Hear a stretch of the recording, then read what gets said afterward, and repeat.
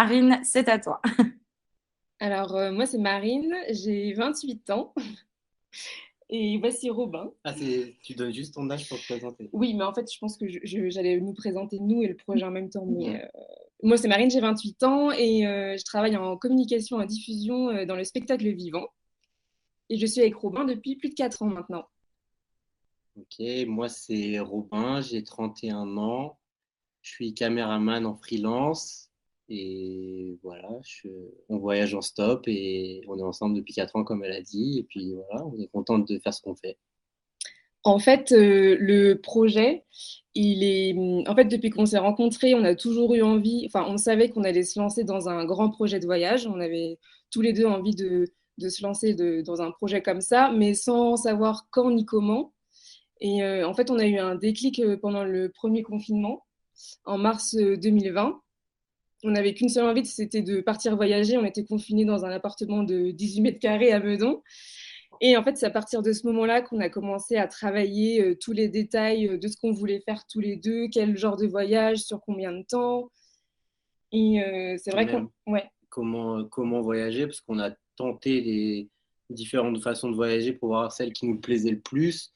Moi j'avais déjà fait beaucoup de stops, mais on voulait quand même essayer d'autres trucs avant pour voir ce qui allait plus correspondre à nos deux personnalités. Donc on a fait un voyage à vélo qui ouais. s'est plutôt bien passé, mais on n'aime pas tous les deux autant le vélo, on va dire. Non, moi j'aime moins. Je voulais pas te dénoncer, mais et on a fait un voyage aussi en camion, enfin en camion, en berlingot. Je sais pas si tout le monde voit à peu près à quoi ça ressemble. On a mis un matelas dans un berlingot et on a voyagé pendant une semaine. On a trouvé ça grave bien, mais pas assez de ouverture vers les gens. On était un peu tout Pas le assez de temps. rencontres. Ouais, voilà. Donc le stop, c'est revenu à la une et on s'est dit, allez, on tente le tour du monde en stop. Enfin, c'est pas vraiment un tour du monde, mais voyager à travers le monde en stop. Et là maintenant, ça fait 6 mois qu'on voyage. On est parti fin octobre Ouais. 2021. C'est un bon résumé. Du coup, est-ce que vous pourriez un petit peu expliquer votre trajet jusqu'ici? Bon, on sait que vous êtes en Iran, mais expliquer votre trajet et peut-être votre trajet initialement prévu et ce que ça a donné en vrai. Ouais. Alors on est parti de Paris. Et on a voulu commencer par le froid. Donc, on est parti de Paris, on a fait l'Allemagne, le Danemark, la Suède, la Laponie finlandaise. On a redescendu toute la Finlande, l'Estonie, Lettonie, Lituanie, Pologne. Après, on est descendu jusqu'au Balkan en passant par la Slovaquie, la Hongrie, la Roumanie, la Serbie, donc les Balkans, Bulgarie, Turquie, Géorgie, Arménie, Iran. Et jusque-là, c'est ce qui était prévu, Oui, je crois. Ouais. oui, oui, oui. Euh, et en fait, là, on va commencer à rentrer dans le dur parce que, en gros, où on est en Iran, c'est le dernier pays qu'on peut faire qu'on a pu faire enfin, en stop jusque-là, parce qu'en gros, là, il y a une frontière qui nous bloque, c'est l'Azerbaïdjan et le Turkménistan qui nous empêche d'aller au Kazakhstan. Et c'est là où on veut aller, nous, après. Donc là, on est en train de réfléchir un peu à qu'est-ce qu'on peut faire par la suite. Soit aller à Dubaï en bateau pour faire du stop dans cette zone-là. Mm. Et ensuite, on va devoir prendre un avion. Ou alors attendre que l'Azerbaïdjan réouvre ses frontières. Et dans ce cas-là, on pourra aller au Kazakhstan par la mer depuis l'Azerbaïdjan. Et Voilà, les en gros. frontières, elles sont fermées à cause du Covid. Ouais, Oui, c'est même pas. Nous, par exemple, on aurait voulu aussi passer par la Russie depuis la Géorgie. Et c'est même pas à cause de la guerre et tout ça, c'est que c'est fermé depuis longtemps à cause du Covid. C'est des frontières qui sont ouvertes en avion, mais qui sont fermées par les terres. On peut pas faire du stop ou même on suit des gens qui voyagent en van ou à vélo pour voir s'ils ont des infos et tout. mm. Bah, ils sont bloqués aussi comme nous. Donc là, on va rester au moins un mois en Iran. Donc on est content parce qu'on va quand même profiter de l'Iran. Et on espère qu'en pendant ce mois-là, il y a des choses qui vont se débloquer. Mais par exemple, la Chine, on n'a aucun espoir. On sait qu'il n'y aura aucun moyen que ça réouvre cette année ou l'année prochaine. Donc, à un moment, on devra prendre l'avion. On a accepté L'idée. malheureusement. Ok, ok. Euh, mais du coup, selon vous, quels sont les éléments clés pour bien préparer un long voyage comme vous le faites? Je dirais même plus pour une durée indéterminée. Euh, Bah, moi, déjà, je dirais bien se mettre d'accord sur, quand on voyage à deux, sur ce qu'on a envie de faire. Mhm. Se mettre des limites ou pas, enfin, vraiment tout se dire et bien se faire un bon brief sur la manière, sur les zones qu'on veut découvrir. Économiser. Ouais, préparer les finances en fait, parce Ouais, que ça c'est ouais. important.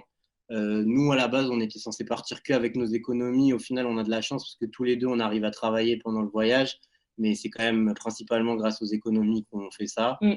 Et ouais, bah c'est un peu comme dans tout, c'est communiquer parce que il va forcément avoir des problèmes pendant le voyage, Ouais. donc autant préparer le plus possible, mais c'est quasiment impossible. Mais ouais, préparer les sacs, préparer ce qu'il faut comme vêtements pour aller dans le froid, puis aller dans le chaud. Pas prendre trop de matériel, mais ça au final on s'est trompé parce qu'on n'a pas du tout bien préparé ça, donc on n'est pas un bon exemple pour ça. Mais ce qui nous a aussi beaucoup aidé, c'est qu'il y a des sites Ah ouais, internet dédiés vraiment à la préparation autour du monde. Donc, enfin, le site Tour du Mondiste est juste génial. Il y a toutes les infos qu'il faut pour la préparation, pour sur place, même l'ouverture ou la fermeture des frontières que tu regardes ouais. souvent.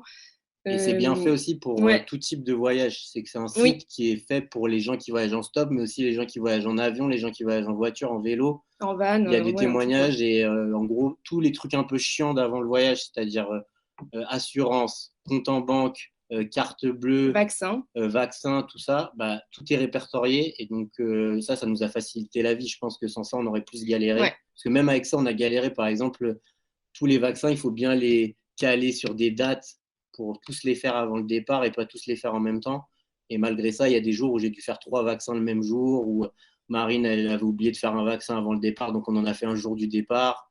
Donc, ouais, malgré ça, on a fait des couilles, mais en vrai, c'est un super site et c'est notre base principale pour Ouais. préparer notre voyage, en fait. On avait aussi suivi un couple qui avait fait aussi un voyage en stop et qui ont aussi un site bien rempli, quoi, avec plein d'infos et ça nous a pas mal aidé En aussi. fait, si tu cherches sur Internet ou Facebook, tu vas forcément trouver des gens qui ont fait à peu près ce que toi tu veux faire. Ouais, Et donc, ils ont fait des erreurs où ils vont te donner des conseils sur comment réussir au mieux ce genre de voyage. Donc, ça ne permet pas de réussir parfaitement parce qu'il y a toujours des imprévus. Mais c'est vrai que ça rassure. ouais, les retours d'expérience des voyageurs, On se dit c'est top. qu'on n'est pas les premiers à le Ouais. faire. Donc, si des gens l'ont fait, on va réussir et tout ça. Donc, c'est assez rassurant Est-ce que vous pourriez mettre les deux sites dont vous venez de parler dans le chat pour les Ouais. gens qui seraient potentiellement intéressés de faire des petites recherches? Alors, Tour du tour du Mondiste, c'est vraiment la mondiste. base. Hop, et sinon, c'est les serial hikers. Donc le deuxième, c'est plus pour les gens qui veulent faire du stop, parce qu'eux, ils ont tout Ouais, fait en ils ont tout fait stop. en stop, ils ont voyagé pendant. Donc ça, c'est pour les gens qui veulent voyager à petit budget, pas forcément que en stop, enfin même s'ils ont fait que du stop, mais ils vont au moins te donner des conseils même sur comment moins dépenser dans les pays pour bien manger, se loger pas cher. Parce que nous, on voyage sans tente, donc on est obligé tout le temps de dormir soit chez l'habitant, soit payer un truc. Mm. Et donc, bah, c'est toujours bien d'avoir des bons plans. Et en vrai, il y a quand même plein de trucs pas chers du tout et où tu dors super bien et où tu es confort quand même, surtout dans les pays lointains Ouais. par rapport à la France, on va dire. Mm. Ok, super. Ben, on va peut-être maintenant rentrer dans le vif du sujet, vu que vous l'avez introduit, ben, l'autostop. Est-ce que vous pourriez voilà, nous donner votre opinion sur l'expérience? Peut-être d'abord parler des fameux clichés de l'insécurité et de l'insécurité, en fait. Ouais, c'est Allez trop en cliché. chercher d'autres, mais c'est surtout ce cliché. En Non, fait. mais c'est vrai, c'est ça le cliché, c'est l'insécurité, le danger de rencontrer un inconnu qui va soit t'agresser, soit te voler, soit te faire du mal, en fait. Bah après, on peut pas dire que c'est impossible, c'est juste que ça nous arrive pas et que les gens qu'on suit et qui font le même genre de voyage, ça leur arrive pas et qu'on n'a jamais eu ce genre de problème et qu'on voit que les gens qui nous prennent en stop, ils ont souvent plus de la générosité en eux que du mal, on va dire. Même si parfois on peut tomber sur des gens, on en parlait hier, qui vont, qui parlent pas anglais, qui sont un peu rudes physiquement, on va dire, et donc qui te mettent dans une mauvaise ambiance pendant 10 minutes. Et donc t'es pas serein, et il suffit d'un mot, d'une phrase, ils te disent genre Marseille, on est allé à Marseille, et tu comprends que le mec il est allé à Marseille, Et là, il veut créer le lien. Et là, ah oui, ok, bon, Bon, ça va, on en peut se fait, c'est un mec, détendre. ouais, et en fait, c'est un mec grave sympa. Et ça, c'est arrivé souvent qu'on ait des mecs qui font un peu les malins au début, qui nous font peur, et nous, on a peur au final. Et au Et en final, fait, on se raconte l'histoire après quand on sort de la voiture, et on a été rassurés au même moment, on a été stressés au même moment, alors qu'on se l'est pas dit dans la voiture. Mais voilà, hier, ça nous est arrivé avec un mec, deux frères arméniens, qui nous ont mis une petite pression, en plus, qui roulaient un peu vite dans des montagnes. Donc là, bon. T'espères. Et en plus, tu fais des regards rétroviseurs avec le mec, et il te regarde mal, le mec. Donc tu te dis, bon, ça va mal finir. Et en fait, le mec, en fait, pas du tout. Ouais, en fait, il est sympa. Bah, d'ailleurs, il y a le frère, on l'a recroisé ce matin en repartant. Ouais. Et c'est lui qui est venu nous voir en mode, ah, salut, salut et tout. Et au final, voilà, ça arrive souvent, les mecs qui font un peu les durs dans les voitures. Et en fait, bah, c'est des gars super gentils. Et on a tout type de gens. On a des familles, on a des couples, on a tout. Et Des frères, des sœurs, ouais. Et Mais en fait, oui, on veut casser le cliché de l'autostop comme quoi c'est hyper dangereux, mais en fait, c'est surtout dire que c'est pas plus dangereux que dans la vie. dans les transports, il peut très bien se faire agresser à tout moment. Donc, il n'y a pas moins de risques ou plus de risques pour lui de rencontrer quelqu'un de bizarre dans les transports, sachant qu'en plus, il y a plus de gens dans son transport que nous dans notre voiture. Donc après, voilà, c'est toi et ta chance. Donc ça, c'est pour tout contexte. Je pense qu'il n'y a pas...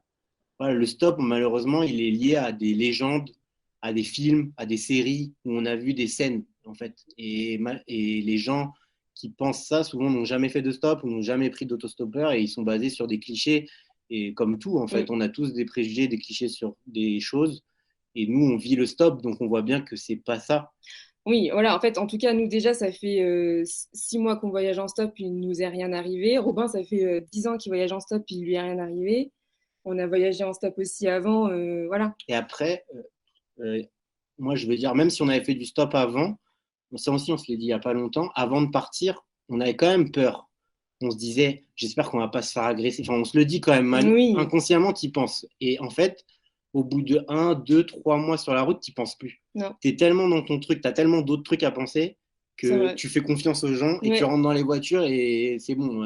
J'ai d'autres prises de tête, le visa, le test PCR, trouver un logement. C'est ça qui est beau aussi au final. Donc tu oublies que tu vas te faire peut-être agresser dans la voiture et en fait, toi, tu te fais jamais agresser. Et les gens, par exemple, là, on est vraiment dans des pays super généreux, super accueillants. Depuis la Turquie, donc Turquie, Géorgie, Arménie, Iran, c'est minimum un thé offert. Sinon, voilà, c'est que de la générosité et de l'accueil, en fait.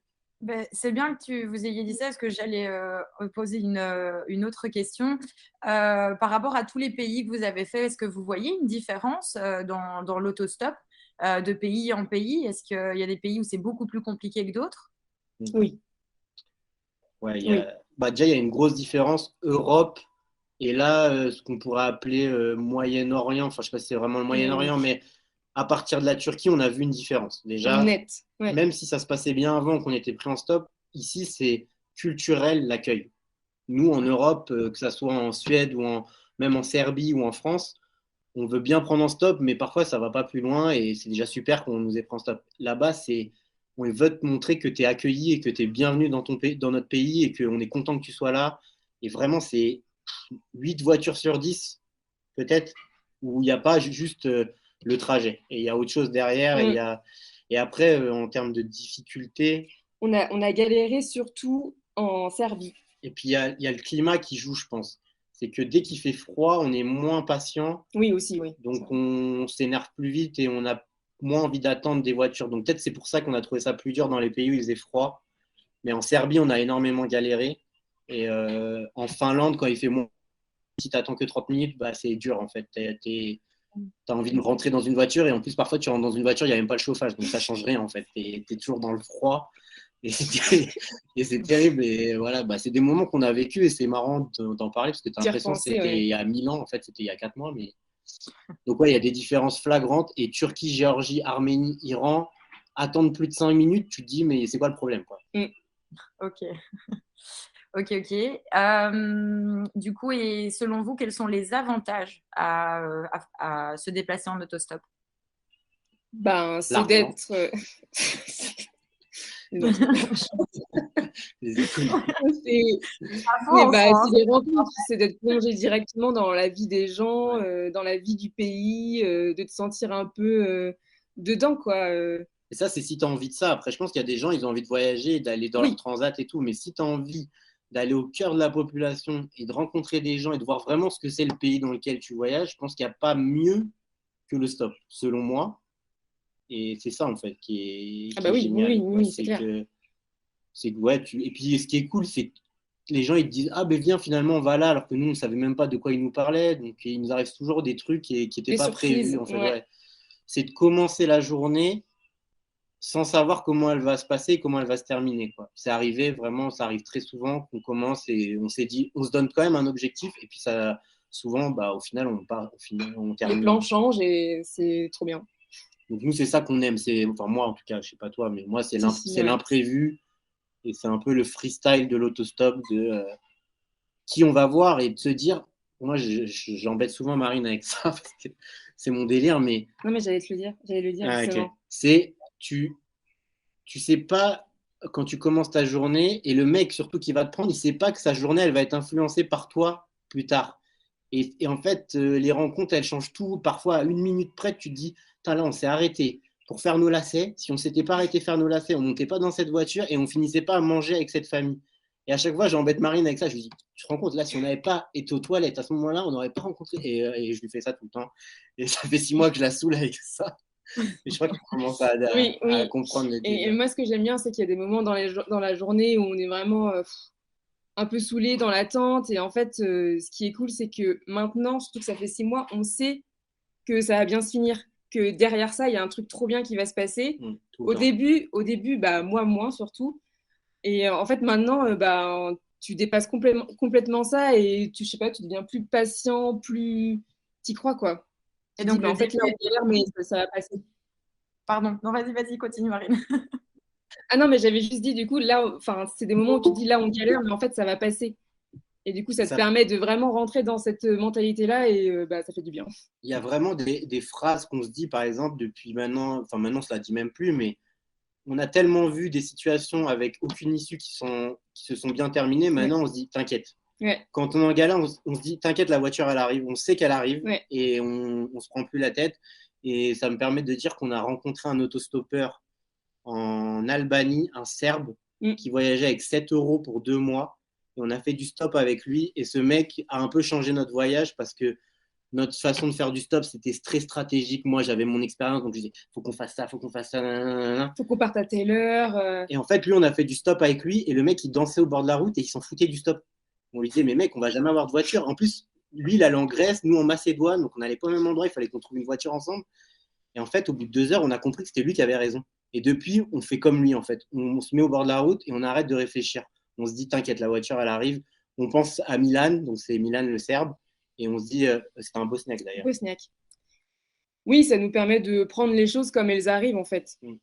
Et c'est ça le stop au final. Et moins se mettre des pressions il faut qu'on parte à 8 h ce matin, il faut qu'on arrive à telle heure. Et c'est vrai qu'au début, on a fait un peu ça peut-être pour se rassurer. Et que maintenant, on est plus en mode profitons et il va arriver une bonne chose et on en profitera et on ne se prend pas la tête avec les horaires et avoir une voiture absolument. Et du coup, je vais lier 2 questions. Mais donc, j'entends que le début était peut-être plus compliqué qu'aujourd'hui, parce que avec l'expérience, évidemment, tout devient plus simple.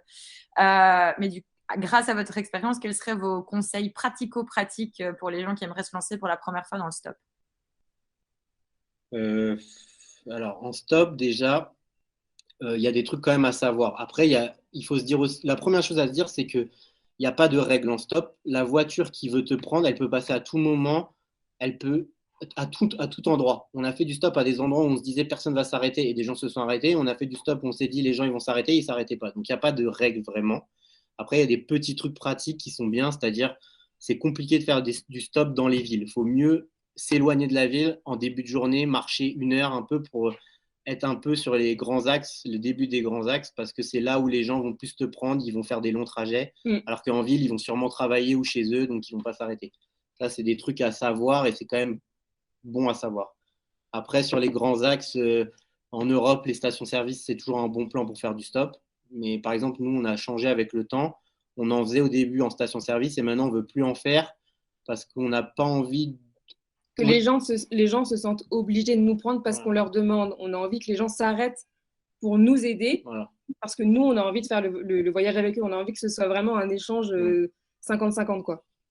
Donc, voilà, ça, c'est les trucs bons à savoir. Et après, c'est quand même être assez ouvert, être prêt à parler avec les gens parce que bah, le but, c'est pas juste de s'asseoir dans la voiture et d'attendre. Donc, il faut quand même être prêt à la discussion ou prêt à l'écoute. Il y a souvent deux types de conducteurs, de gens qui te prennent. Il y a ceux qui veulent te parler, te raconter leur vie. Il y a ceux qui veulent t'écouter.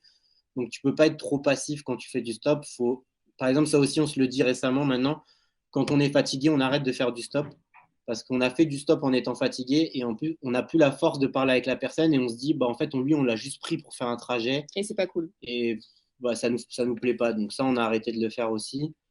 Et ouais, en termes pratiques, c'est aussi avoir une apparence à peu près potable pour quand même un peu donner envie aux gens de te prendre et pas avoir trop peur parce que bah, les gens, ils savent pas qui ils vont prendre. Donc, essayer de pas trop avoir de chapeau, de lunettes de soleil, de pas fumer, de pas être de pas être trempé. Enfin, essayer d'être un peu présentable et souriant pour attirer le regard et faire en sorte d'être pris plus facilement. Mais après, moi, j'en reviens à ce que j'ai dit au début.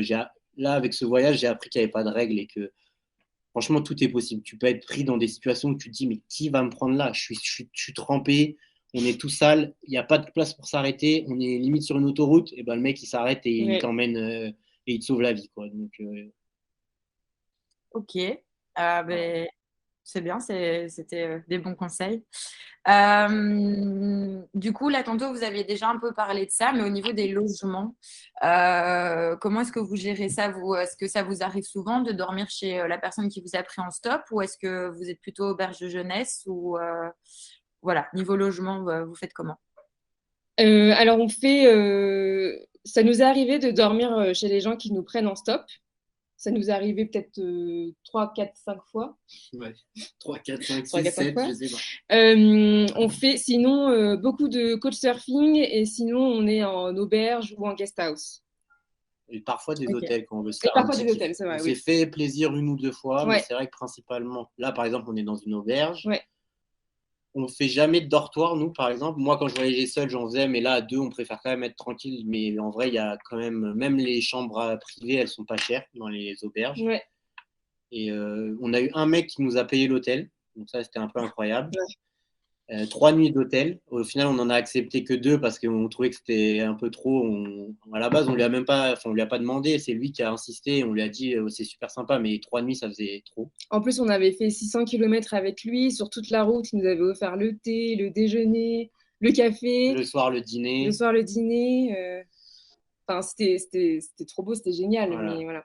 Donc, ouais, principalement auberge, couchsurfing quand même. Couchsurfing, auberge, ouais. Et voilà, c'est ce qu'on fait principalement. Et ça va, hein. Franchement, il y a de quoi faire. Bah, là, on a été agréablement surpris en Géorgie et en Arménie parce que les trucs les moins chers, c'est des guest house. Donc, tu es chez des gens, tu payes, mais tu es chez des gens. Donc, tu as le côté local avec le côté payant, mais en vrai, c'est sympa. Ouais. Parce que tu as le côté sécure, tu sais que tu as payé, tu sais que tu vas avoir un truc. Et en plus, tu partages parfois un moment avec les propriétaires et tout, qui peuvent te donner des bons plans. Donc, et c'est vraiment pas cher. Là, on a eu notre record, c'était 9 euros, je crois, en Géorgie. Et franchement, pour 9 euros, ça vaut grave le coup. C'est pas c'est pas une armoire. Tu dors top. Dans une vraie chambre avec des vrais lits, une salle de bain et tout. Ok. Du coup, vous êtes en train de réaliser un documentaire sur votre périple. Est-ce que vous pourriez nous raconter un peu le pitch et puis je mettrai la bande-annonce que j'ai reçue. Bon, alors, la bande-annonce, c'est un prototype, on va dire. C'est pas du tout la bande-annonce définitive, mais on essaie de faire un truc là pour aujourd'hui et pour un autre projet aussi, avec qui on est en travail et on devait envoyer la vidéo. Donc le projet, c'est que moi, je suis caméraman, j'ai toujours voulu faire un film sur l'autostop. Ça fait des années que j'essaye d'en faire et que ça aboutit ou à moitié, mais j'ai pas encore réussi à faire exactement ce que je voulais faire. Donc le projet, c'est de raconter l'autostop à travers notre voyage, c'est de mettre en avant tout ce que je dis depuis tout à l'heure, tout ce qu'on dit depuis tout à l'heure, les beaux côtés du stop, tout en suivant notre parcours. Le documentaire, c'est vraiment pas un vlog. C'est pour ça qu'on n'a pas fait de chaîne YouTube et tout ça. On aimerait bien que ça soit diffusé tel un film documentaire où il y a des rencontres, où il y a des belles images et on rentre en profondeur dans le truc et on nous suit moins sur nos côtés privés, comment on fait pour se loger ou des trucs comme ça, comme ce qu'on raconte depuis tout à l'heure, mais plus la beauté des rencontres et qu'est-ce que nous apportent ces moments avec les gens. Se concentrer sur eux, en fait, sur Voilà. les gens qu'on rencontre et ceux qui font notre voyage, quoi. Qu'est-ce qui peut se créer à travers juste, on monte dans une voiture et au final, le mec, 4 jours plus tard, on est encore avec lui en train de faire de la grande roue à Tbilissi ou des trucs comme ça. Enfin, ça allait un peu plus en profondeur. Donc voilà, c'est notre voyage à travers des moments forts pour un peu redorer le blason de l'autostop et peut-être donner envie à des gens de se dire, bon, pas forcément faire un tour du monde, mais au moins essayer une fois à côté de chez moi, de faire 100 km en stop, voir ce que ça fait. Et puis peut-être que j'aimerais pas, mais peut-être que je vais kiffer et que je vais en faire par la suite. Super, j'essaye de partager mon écran.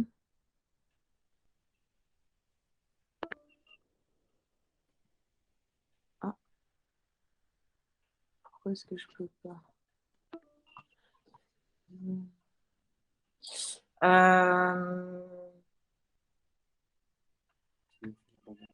J'arrive, hein, j'ai un problème. Pour modifier.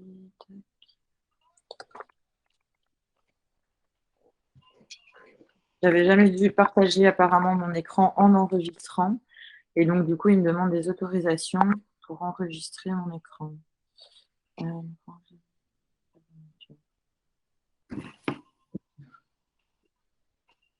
Voilà.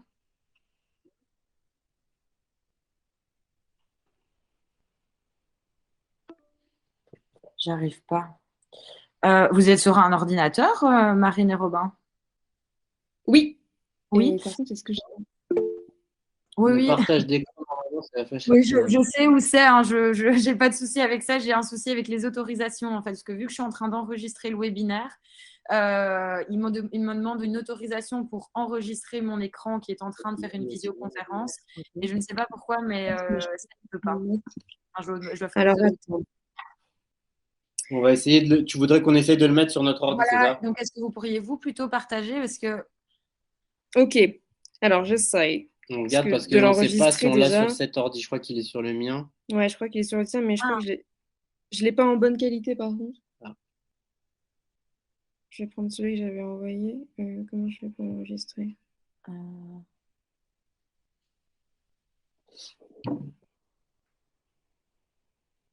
mais non, je peux pas. Je vais essayer un truc, mais j'ai peur que ça coupe tout. Non, je vais pas faire ça.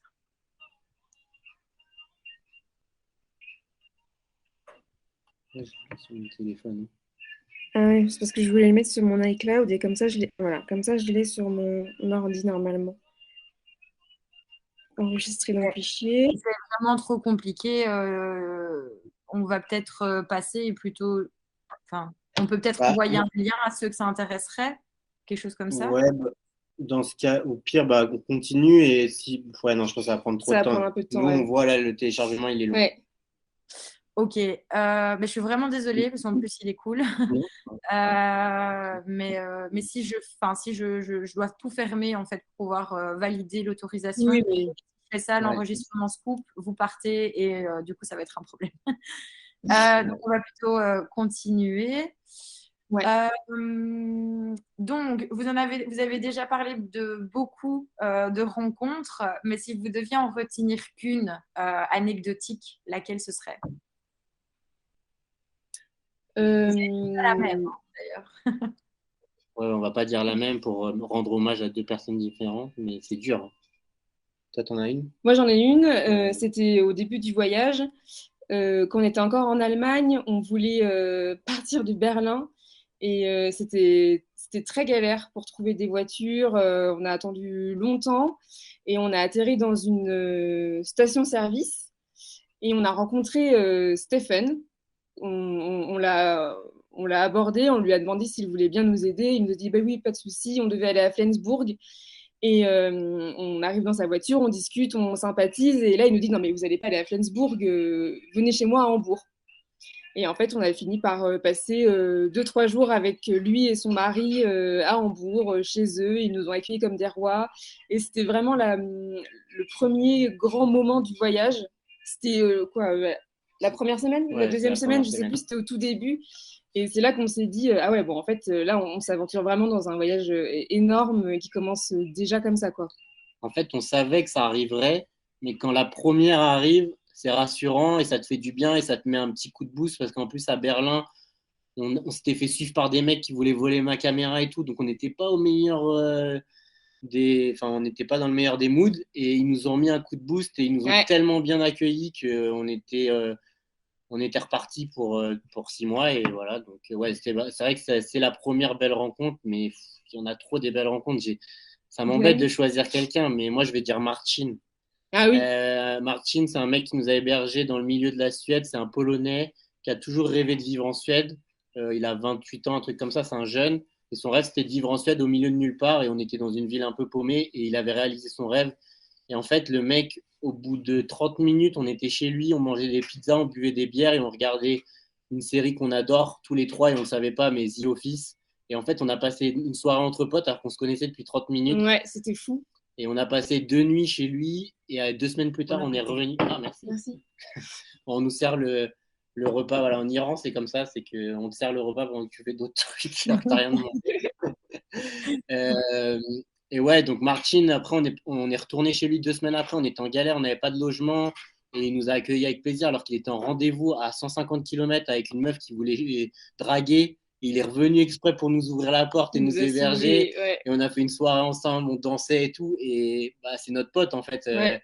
Le gars, c'était pas juste un mec qui nous a hébergés. Bah, tous ceux qui nous ont hébergés, on les kiffe, mais on n'est pas tous devenus vraiment potes avec lui. Mm. Et lui, c'est devenu un pote comme un pote de France et tout. Donc vraiment, moi, il me reste marqué parce que c'est Martine, quoi. Je sais pas comment dire. Non, mais c'est très clair en soi, c'était bien résumé. Étant donné en fait qu'on ne verra pas on va dire le trailer du documentaire, je me demandais est-ce que vous vouliez dire quelque chose en plus sur le documentaire ou est-ce que il n'y a rien à ajouter? Bah, le documentaire, je sais pas si ça va me porter après. Bah, en fait, on est en discussion avec une boîte de production en ce moment pour peut-être essayer de le vendre ou faire quelque chose avec de concret. Donc ça, c'est plutôt positif parce que ça fait 6 mois qu'on filme un peu pas dans le vent, mais on ne sait pas trop où ça va finir. Et là, on a un petit contact où on se dit que ce qu'on est en train de filmer, ça a peut-être du sens et ça va peut-être finir quelque part. Et voilà, donc c'est cool. Dans tous les cas, on filme aussi en se disant que ça, on va le regarder dans 10 ans, en se disant c'est fou. Et moi, ce que je dis à Marine souvent, c'est que c'est surtout pour montrer à nos futurs enfants qu'on n'était pas si ringards que ça et qu'on faisait un peu des trucs de ouf quand on était jeunes. Moi, je veux leur montrer ça. Mais voilà, au moins, ça sera ça. Mais c'est vrai que si en plus, ça pouvait, même à petite échelle, être diffusé un peu professionnellement et tout, bah, moi, je serais content et Ouais. on serait fiers de ça. Mais dans tous les cas, on continue de filmer. Mais là, je m'en suis rendu compte hier ou avant-hier, mais c'est pas pour en faire trop, mais c'est énormément de travail. Je m'en rendais pas vraiment compte, mais on fait du stop toute la journée, on porte des affaires et en plus, il faut tout filmer. Et parfois, en plus, c'est gênant avec les gens parce que tu as envie de faire une rencontre un peu naturelle. Tu arrives avec ta grosse caméra, ton trépied dans la voiture. Les gens, ils sont là, mais qu'est-ce que tu me veux, toi? Déjà, je suis sympa, je te prends stop. Laisse-moi tranquille. Et même moi, j'ai envie de m'excuser d'être moi avec ma caméra. Et c'est vrai qu'hier ou avant-hier, je me disais, mais en fait, c'est n'importe quoi ce qu'on fait. Enfin, déjà, nos valises, elles sont beaucoup trop lourdes. Et en plus, je me tape une caméra de je sais pas combien de kilos à porter tout le temps. Avec tout le matos. Mais en vrai, à la fin, peut-être ça aura de la gueule. Donc, on ne sait pas. Au moins, on essaye et puis on verra ce que ça donne. J'en ferai tout pour, en tout cas. Voilà. Mais franchement, vous n'avez pas vu le trailer, mais il est ouf. Hein. Il est incroyable. J'allais dire, j'espère vraiment voir le documentaire un jour. Bah, allons-y. Donc, on va dire dernière question. Comme ça, après, on a encore un bon quart d'heure pour que tout le monde puisse poser des questions s'il y en a. Donc, on a bien compris que votre objectif est de voyager donc le plus longtemps possible. Quelles sont donc vos astuces pour faire ça? Donc, autrement dit, vos tuyaux pour ne pas dépenser trop d'argent, mis à part l'autostop qui est déjà une sacrée grosse économie, parce que le transport en voyage, ça coûte de l'argent, mais il n'y a pas que ça. Bah alors, oui, voilà, en fait, en effet, il y a l'autostop qui nous correspond, donc nous, ça nous va. Le coach surfing aussi, mais c'est comme ça qu'on veut voyager, nous, ça nous va, donc ça nous permet aussi quand même de faire des économies sur le logement, ça c'est clair. C'est comme l'autostop, c'est C'est pour les pour les rencontres, rencontres, mais mais aussi on assume que aussi on paye rien, donc c'est quand même cool et ça nous permet de voyager plus longtemps. voilà. Et sinon, pour faire attention, Robin, il a une super appli Bon, en fait, moi, qui le passionne. je suis le comptable du duo, donc je suis une pince sur la route. Voilà. Et moi, j'ai une appli où je note tout ce qu'on dépense, qui me calcule mon budget quotidien, ma moyenne quotidienne, combien on a économisé, combien on dépense. Et en fait, c'est une obsession limite, donc c'est un peu dommage. En fait, l'appli est super en soi. C'est super pratique. Ça permet vraiment d'avoir une vision globale sur ce qu'on fait, sur comment on doit faire attention la semaine d'après ou pas. Bon, bref. Bon, c'est vrai que Robin l'utilise un peu trop peut-être. Je l'aime bien, cette appli. Voilà. C'est quoi l'application, le nom de l'application? Je ne sais même pas comment elle s'appelle, alors que je suis dessus 22 heures sur 24. Ça s'appelle Travel Spend. Et à minuit, ça s'actualise. Et si je dors pas, c'est sûr qu'à minuit, je suis dessus. Donc, Comme ça, je travel. vois combien on a économisé, combien on peut dépenser. Je lui dis, bon, à ce midi, on peut manger. Ce midi, on peut pas manger. Non, en vrai, on mange à chaque fois. Mais c'est vrai que je suis un peu chiant avec. Maintenant, c'est drôle. Mais c'est vrai qu'à un moment, j'ai été chiant. Et ouais, Travel Spend, franchement, Ça faut pas s'écrit en comme abuser. ça? Ouais, exactement. Oui. Faut pas en abuser, mais c'est grave pratique parce que ça te permet de mieux gérer ton budget. Je pense qu'on aurait moins d'argent à l'heure C'est actuelle vrai. et on n'aurait peut-être pas plus profité. Et on profite, on se prive de rien. Mais c'est vrai que moi, à chaque fois que je vois qu'on a économisé de l'argent, je me dis, bah, le voyage, il va durer plus longtemps sur nos économies. On n'aura pas besoin de retirer de l'argent en plus de nos autres comptes. On peut se baser là-dessus. Donc c'est vrai que bah, c'est pratique, mais voilà, faut pas devenir un maniaque comme je l'ai été à un moment. Et s'en servir raisonnablement, je pense. Mais ouais, ça, c'est l'astuce imparable. Et voilà, après, il faut apprendre à manger local. Donc ça, c'est super dur souvent quand on arrive dans un pays, quand on arrive ouais, dans un pays en fait. Oui. Les 2 premiers jours dans un pays, on fait tout le temps des grosses dépenses parce qu'on connaît rien au pays. Donc on est fatigué, on a faim, on prend le premier truc qu'on voit et à chaque fois je fais putain, on a dépensé trop, on a dépensé trop. Donc on se renseigne, on pose des questions, on réfléchit et en fait on trouve les petits trucs pas chers qui sont bons, qui sont locaux et donc là tout de suite notre budget il change les jours d'après. Donc il faut toujours un ou 2 jours d'adaptation dans un pays pour connaître les bons plans et après ça aide à mieux dépenser. Après, voilà, pour dormir, on utilise Booking. Et vu qu'on l'utilise beaucoup, on a des réductions. Voilà, c'est des petits trucs comme ça. Oui. Mais sinon, à part ça, je sais pas, il y en a sûrement d'autres trucs, mais. Ah oui, oui, sur Booking, et puis on prend souvent les auberges ou les hôtels les moins chers, quoi. Enfin, Ouais, les moins chers, mais on prend pas celui qui a 5 sur 10. On prend toujours des trucs bien notés et tout pour quand même être confort et tout ça. Donc on essaye de prendre les trucs les moins chers, mais qu'il y ait quand même un minimum de confort à chaque fois, parce qu'on ne veut pas se retrouver dans un truc. On n'a jamais été dans un truc hardcore. Non, non, non, jamais, non. Un coach surfing un peu spécial, mais sinon Ouais. rien de fou. Ok. Ben, je pense qu'on a fait à peu près en tout cas le tour des gros aspects en fait de votre voyage. Ben, maintenant c'est à vous. Si vous avez des questions, je pense qu'ils sont, enfin je ne pense pas, je le sais, ils sont tout oui et prêts à répondre à vos questions. Posez au moins une question, on ne soit pas gêné. Alors moi, Ah ben moi voilà. j'en ai plusieurs, alors je sais pas si... Ouais. Est-ce que je les fais d'un coup, comme ça Bah, je fais une monopolise, déjà, on va Ouais, voir. je monopolise pas va- la parole. C'est pas le but. La première, c'est... Bon, déjà, salut. Salut Marine, salut Salut. Robin. La première, c'est... Bon, Robin, on se connaît, donc Marine aussi, mais je sais que tu as beaucoup voyagé en stop tout seul, en tant que mec. Et donc, c'est basé sur la thématique, c'est stop pur. Est-ce que tu vois une différence entre voyager avec ta copine, donc une fille à deux, ou tout seul en tant que mec? Est-ce qu'il y a une différence? Les mecs, enfin, les gens s'arrêtent plus facilement ou moins facilement? Ou les gens ont plus peur quand tu es tout seul? Ou ils sont plus rassurés quand tu es deux? Est-ce que tu vois une différence, toi? J'en vois une, mais c'est pas forcément à ce niveau-là, parce que j'ai jamais vraiment galéré à faire du stop, même seul en garçon. Donc je vois pas plus de gens qui nous prennent. Enfin, c'est dur en plus à quantifier parce que bah, c'est pas les mêmes moments et tout, pas les mêmes endroits. Mais la différence principale, c'est que les gens nous abordent moins quand on est deux. ils vont moins vers nous et ils s'incrustent moins dans notre vie, ils vont moins nous proposer de dormir chez eux. Moi, j'avais plus de propositions quand j'étais seul. Je pense que Ok. les gens respectent plus la vie de couple qu'un mec tout seul. Ils se disent, bon, le mec, il galère, il n'a pas d'amis, on va quand même l'inviter à manger et tout. Là, ils se disent, on va respecter leur vie privée. Enfin, en tout cas, c'est ce que je pense. J'en sais rien. En vrai, je l'aurais jamais demandé. Mais moi, j'ai cette impression-là que les gens respectent un peu plus notre vie privée. Après, oui, je pense que ça rassure des gens quand même. Je sais pas s'il y a des gens qui nous l'ont dit, mais je pense que oui, d'être avec une fille, il y a des gens qui se disent, bon, je l'ai pas. Je pense que les gens qui nous ont déjà dit, si vous aviez été deux mecs, on vous aurait pas pris ou des trucs comme ça. Donc oui, forcément, ça doit aider. Mais je pense que dans tous les cas, j'aurais été pris même tout seul. C'est juste que ouais, ça aide. Et puis ça aide aussi surtout sur moi, par exemple, par rapport à mon quotidien, mais c'est 100 fois mieux de voyager avec quelqu'un que de Ouais. voyager seul, parce que Bon, ça, j'adore voyager seul. c'était une autre question que j'avais, mais du coup, je vais laisser la Bah, parole. Merci.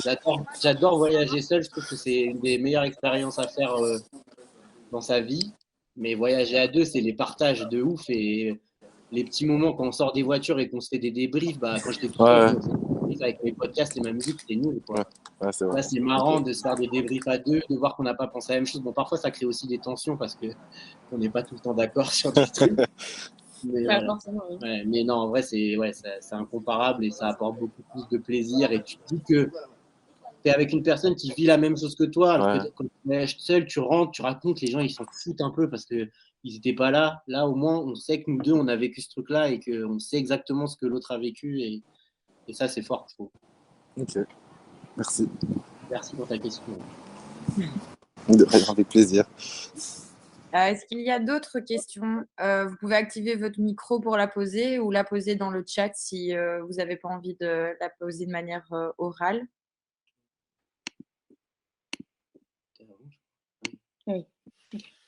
Bon, bah voilà. C'est que vous avez été clair, hein, c'est complet, il faut le voir comme ça. Bah oui, tant mieux. Hein. Personne? Ok, mais Camille, si tu en as encore.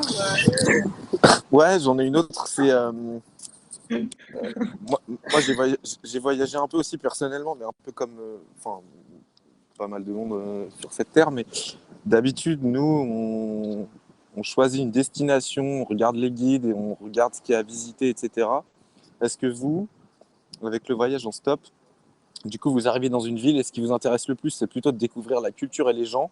Mais si vous avez un moment de trou ou je sais pas quoi, vous allez visiter, je sais pas, des églises, des monuments, etc. Ou c'est plutôt axé sur rencontrer des gens et le côté social du pays et des choses.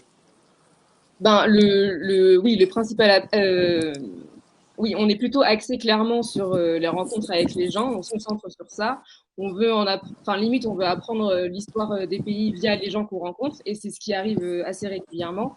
Mais ça nous arrive aussi quand on est par exemple, en guest house sur 2 nuits. Il y a une journée on a une journée de libre. Donc là, on va se balader dans la ville, mais sans vraiment, on fait pas les musées, par exemple. Ok. Enfin, on fait une église, on va peut-être y aller, mais c'est pas ce qui nous intéresse le plus, en tout cas. Ouais, voilà, ok. Mais par contre, vous allez y aller si vous rencontrez quelqu'un qui vous dit qu'il faut absolument aller voir ça. C'est plutôt dans ce sens-là que vous imaginez. Hier, on s'est arrêté sur la route alors qu'on faisait du stop, qu'on avait nos valises et tout. Normalement, on ne fait pas trop ça.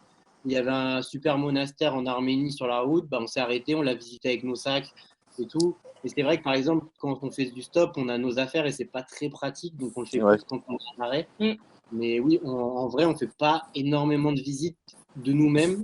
C'est plus des gens qui vont nous emmener à des endroits. Ouais, ok. On a visité des trucs parce que ils nous ont dit ah bah ce château, venez, on va le voir, on va le visiter ensemble, on va visiter cette église et tout. Nous, et puis aussi, ça rentre dans le sujet des économies, en fait. C'est que bah, on pourrait faire des musées, mais ça coûte de l'argent. Et nous, bah, le musée, c'est se balader dans la ville et on se dit, bah, ça nous coûte rien et ça nous suffit largement, en fait. Ok. Ouais, parce que vous disiez au début que vous aviez quand même préparé un peu votre trip et peut-être qu'il y a des points clés que vous vouliez absolument aller voir sur le trip, alors qu'en fait, non, c'est plutôt basé sur les gens qui vous emmènent par-ci et par-là. Et puis, en fonction de ça, il y a une opportunité et puis on y va, quoi. Ouais, et les points, comme tu dis, et les points clés, en fait, c'est pas des choses à visiter, c'est plus les pays, en vrai. Oui, non, mais Ouais, même, D'abord, ok. ça dépend non, des mais en régions. vrai, là, je repense à un truc. C'est vrai que les points clés, en fait, on a souvent été déçus. On ne s'était Oui, pas Ok. donné beaucoup de c'est points vrai. clés, mais en fait, malheureusement, Instagram, Internet, les Ouais, photos, ouais, ça ouais, gâche un ok. peu le délire. Il y a des endroits qu'on avait vraiment, on s'était dit, ah, venez, on va les voir et tout. Et puis à chaque fois, en fait, on a tellement vu de photos plus belles que ce qu'on voit qu'on est déçu. Ouais, ok. Genre, Pamukkale en Turquie, Pamukkale en on y est Turquie. allé, on a été super déçus Ouais. et au final, on n'y est même pas allé, on n'a pas payé, enfin, on n'a pas voulu y aller, quoi. Et on a Enfin, passé la journée avec un mec qui gardait des vaches dans un champ, juste à côté. qui était juste à côté parce que, mais vraiment parce qu'on a été déçus, on a vu le mec, on allait le voir, il parlait anglais alors que les Turcs quasiment ils parlent jamais anglais. Il était avec ses vaches et au final on a passé l'après-midi avec lui, c'était C'était mieux. trop bien. Alors qu'on Ok. aurait voulu voir Pamukkale et kiffer, mais en fait on est arrivé, on a vu un truc Ouais. pas du tout ce qu'on s'attendait. Donc maintenant on a arrêté un peu les délires, ah il faut qu'on voit ça, il faut qu'on voit ça, parce qu'en fait souvent il y a une déception derrière. Bon, il y a des trucs quand même, genre la Cappadoce avec les montgolfières et tout, bah, ça envoie du lourd, même Oui. si tu as vu ça en photo, c'est quand même beau à voir. Mais c'est vrai que moi, en tout cas, c'est pas ce qui me provoque le plus d'émotions Non, et le non, plus non. de. Oui, non, c'est la surprise de découvrir des choses justement qu'on n'attendait pas de voir Ouais, avec les gens. des trucs peut-être un peu moins jolis que les trucs super connus, mais vu que tu t'y attends pas, eh Ouais. ben, c'est plus stylé en fait. Voilà. Ok. Merci beaucoup. Merci pour tes commentaires. Du coup, toujours pas d'autres questions pour Est-ce quelqu'un? que vous m'entendez? Ah, Clémence, oui, on t'entend. Ah, super. J'avais Ah, un petit souci de micro, je suis désolée. pas de souci. Moi, j'avais une petite question. Donc, ça fait déjà un moment que je voyage seule en tant que femme, mais je n'ai pas encore osé sauter le cap de l'autostop, mais en tant que femme seule. Du coup, est-ce que vous avez déjà croisé des femmes seules en autostop ou qu'est-ce que vous en pensez à ce niveau-là? Non, on n'a pas croisé des femmes seules qui voyageaient en autostop. En tout cas, moi, ça me dit rien là. Mais on en suit pas mal. On a un compte Instagram qui s'appelle Autodyssée et on en suit pas mal sur Instagram justement des voyageuses solo en autostop et qui adorent leur expérience seule en autostop. Mais il y en a même des connus, enfin des Oui, connus. Il y a une fille française, je sais plus exactement comment elle s'appelle, mais elle a voyagé sans argent à travers le monde en stop alors qu'elle avait 20 ans. Et son histoire, elle est super intéressante. Il y a une autre fille qui s'appelle Florence qui a fait 8 ans de tour du monde en stop, en solo, et vraiment que du stop. Donc il y a pas mal de. Enfin, pas mal. En vrai, c'est un petit nombre, mais il y a quand même des filles. Moi, j'en ai déjà croisé sur la route, pas pendant ce voyage, mais j'en ai déjà croisé. Donc c'est possible. Et à contrario, on a croisé une femme seule qui ah oui, voyageait, mais à pied. Elle faisait pas de stop. Et je pense qu'il lui arrivait plus de galères qu'à des gens qui voyagent en stop. Alors qu'elle voyageait à pied et elle dormait beaucoup dans les églises parce que c'était un chemin un peu religieux et tout ça. Et au final, elle est tombée sur des prêtres parfois ou des mecs. Et c'est plus ça qui a été tendu que le stop, vu qu'elle en a pas fait. Et limite, on lui a un peu donné envie d'essayer le oui. stop. Donc voilà, moi je pense que. Après, j'ai toujours dit que si j'avais été une femme, je ne sais pas si mon parcours aurait été le même. Je ne sais pas, franchement, je ne peux pas le dire. Et si Marine, elle me dit demain, je vais faire du stop toute seule, je crois que je lui dis non. Et moi, même pour. Mais moi, je sais pas. Enfin, là, jusqu'à maintenant, je me vois pas faire du stop seule, mais c'est peut-être aussi parce que j'ai tenté le stop. J'ai commencé avec Robin, en fait. Mais c'est vrai que je sais pas. Après, moi, ce que je dis tout le temps pour le stop, et ça compte même pour les mecs, pour n'importe qui, faut pas commencer trop dur. Moi, j'ai fait du stop au début avec des potes sur des petites distances et sans me sentir en insécurité. Je pense qu'il faut prendre confiance pour ensuite se tenter des trucs. Donc peut-être plus tenter avec quelqu'un au début, dans une petite distance près de chez toi. Comme ça, si t'arrive un truc, t'as un Oui. backup. Pas commencer direct du monde solo. Après, ça se tente, hein. Je pense que c'est possible aussi, mais c'est bien. Même les deux filles dont je te parle, je sais qu'elles avaient déjà tenté des trucs avant de se lancer dans des gros trucs. Donc, y aller au fur et à mesure, parce que peut-être ça va pas te plaire. Donc, si tu pars sur un gros voyage et qu'au bout de 3 km, t'en as marre, je pense que c'est pas cool. Mais ouais, je pense que ça se tente, mais voilà, faut y aller un peu sereinement. Et puis aussi, ce que je voulais dire aussi sur le stop, on peut choisir ses voitures en stop, hein. On n'est pas obligé de Oui, monter dans n'importe lesquelles. Nous, on oui, refuse souvent des ah oui, voitures. Parfois, c'est sur des arguments totalement non fondés. Juste, je lui dis, je le sens pas. Alors que Ouais. peut-être le mec était grave sympa, mais je le sens pas. Pareil. Et on s'est dit depuis le début, s'il n'y a pas de feeling, on rentre pas dans une voiture. Ouais. Donc ça nous est pas arrivé souvent, mais peut-être 4-5 fois depuis le début. Il y a un mec qui s'est arrêté, on lui a dit non. Ou même là, il y a 2 jours, on est descendu d'une voiture. Mm. Mais c'est parce que c'était pas confort du tout le moyen de transport. Mais c'était pas par rapport au mec. Bah si. Mais non. Bah ta Thèves. Non, je parle du Ah, mec. ok. Bref. Oui. Voilà. Et du coup, qu'est-ce que vous dites si vous le sentez pas? Qu'est-ce que vous dites à la personne en question pour pas vexer ou pour pas blesser non plus la personne? Bah, souvent, le premier truc qu'on demande, c'est où est-ce que tu vas? Comme ça, si on le sent pas, et même s'il nous dit la bonne destination, bah, on lui dit ah bah nous on va pas par là. Ouais. Ah ouais, ok. Ouais. Tu vois? Et même parfois en fait, on parle tellement pas la même langue qu'il suffit d'un signe et le gars il va pas insister non plus, tu vois? Il est Ou c'est vrai pas que parfois on fait juste non, non, mais en fait, voilà, comme c'est si on bon. s'était trompé et Ouais. tout. Enfin, les gars, ils jouent pas leur vie non plus, ils ont pas absolument envie de te prendre en stop. Donc si tu leur dis un non, s'ils sont pas taxi, ils partent, hein. S'ils sont en taxi, ils Ouais, vont c'est insister ça. partout. Mais voilà. Donc ça, c'est assez facile, mais c'est vrai que ça, il faut le faire pas dans une zone où tu es au milieu de nulle part, dans une forêt, dans un truc comme ça. Il faut le faire dans un endroit où tu as un backup de bah, si tu dis non, tu te déplaces sur le côté et tu pas au milieu de nulle part, quoi. C'est toujours faire du stop aussi. De toute façon, c'est rare que les gens te déposent au milieu de nulle part. Oui, non, c'est rare. Mais, Ok, super, merci beaucoup. merci. Ah, merci pour ta question. Mais du coup, on va clôturer. Il est l'heure. Marine et Robin, merci beaucoup. C'était très chouette. J'espère que ça vous a plu, que ça vous a voilà, donné envie d'essayer ou à l'inverse, ça vous a conforté dans vos choix, mais en tout cas que ça vous aura ouvert les yeux sur l'autostop. Bonne soirée à tout le monde. Et alors, comme je dis, merci à vous. Ben, oui, dernière info, sachez que donc, comme je disais au début, on organise d'autres webinaires chaque mois. Donc voilà, si vous voulez, n'hésitez pas à suivre donc un Fort Jeune Waterloo et pour voilà, voir les autres webinaires. Encore une fois, merci beaucoup Marine et Robin. Merci à Profitez toi, Chloé. de la suite de votre voyage. Merci. Oui, Camille, tu veux dire quelque chose? Oui.